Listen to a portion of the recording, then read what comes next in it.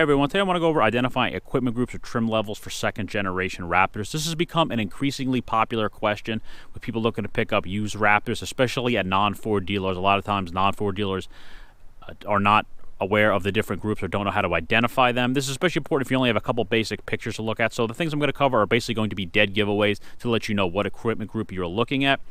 All the second generation Raptors had the same engine drivetrain. There's no difference with that, but they did offer 3 different trim levels for the second generation. They offered 800A, which is considered the base level group, 801A, which is considered the mid-level, and 802A, which is considered the luxury group that had the most features, which is what this truck is. One thing worth noting is you want to look for multiple of these dead giveaways because a lot of people customize their Raptors, and I have seen some changes made, so you want to look for several of these important key distinctions to know what the truck is. Now, I'm not going to go over every single difference with the equipment groups because they did make some running changes, but the stuff I'm going to cover is going to be consistent for the entire lifespan of second generation, so you know if you see these things that's accurate, that there's no changes that Ford actually made. So we're going to start with the base level group, 800A, the base level truck. The main dead giveaway in the exterior of that truck is going to be the rear window. All the 800As had a single pane of glass on the back with no slider. On the inside of the 800A, they all left the factory with cloth seats, and they also had no option for heat or cooling on the seats, so there will be no controls here at all for heated or cooled seats. As well as for the seat itself, the only power it had was to go forward and back. It didn't have recline or any lumbar features on it, as well as it did not have adjustable pedals. So those are the dead giveaways for 800A, 801A, your mid-level group.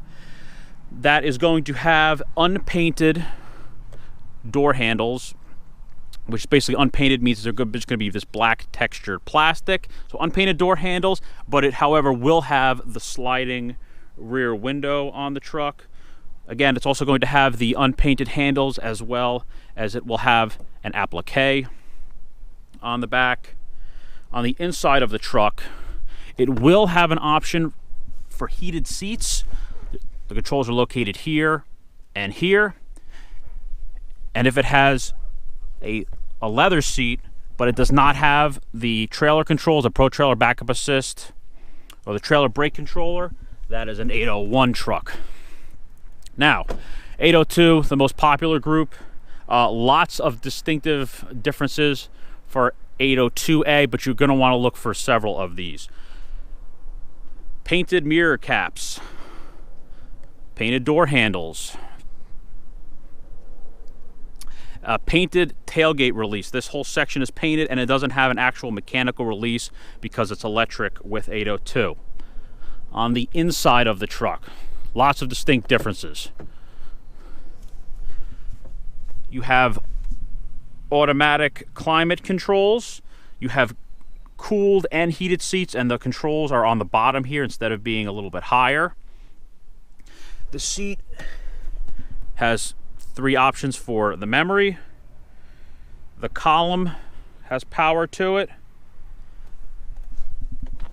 Push button start.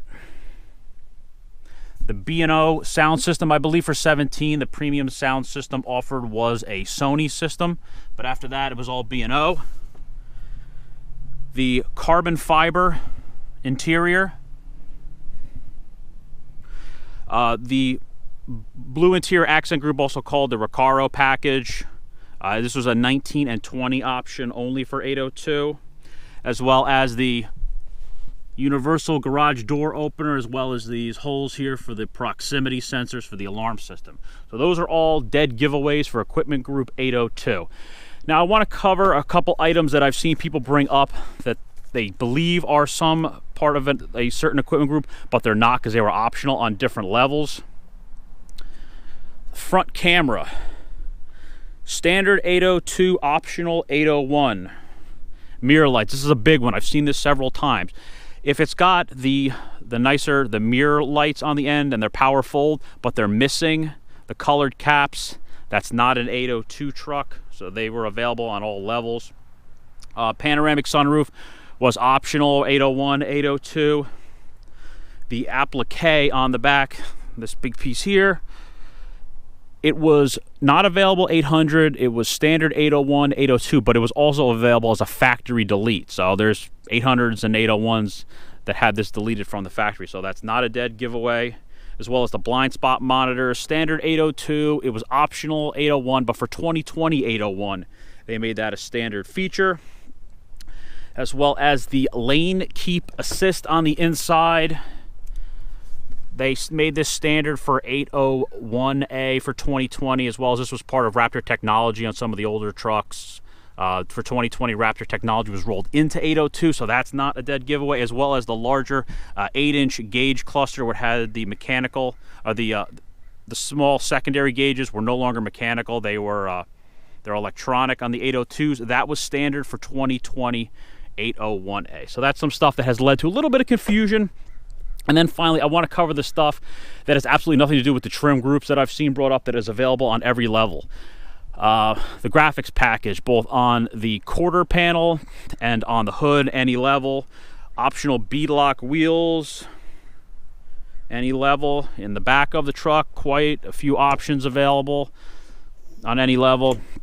Ford's factory spray and bed liner, the LED box lights, the bed extender, the tailgate step, all that stuff is available on every level. So don't think if it has or doesn't have it that it is or is not a certain group. As well as on the inside, the Pro Trailer Backup Assist and the Trailer Brake Control. It was standard on 802, but these were optional on all levels. And then one thing worth noting that I've seen brought up quite a bit is the bumpers. All the second-gen Raptors left with these gray painted bumpers, front and rear, as well as the fender flares were the same color. So if you're looking at a truck and these fender flares are not this color, they're body matched or black or some other color, that is not factory correct. So I hope this helps everybody out that's looking for a Raptor. This will answer some questions so you know exactly what equipment group you're looking at. Thanks for watching.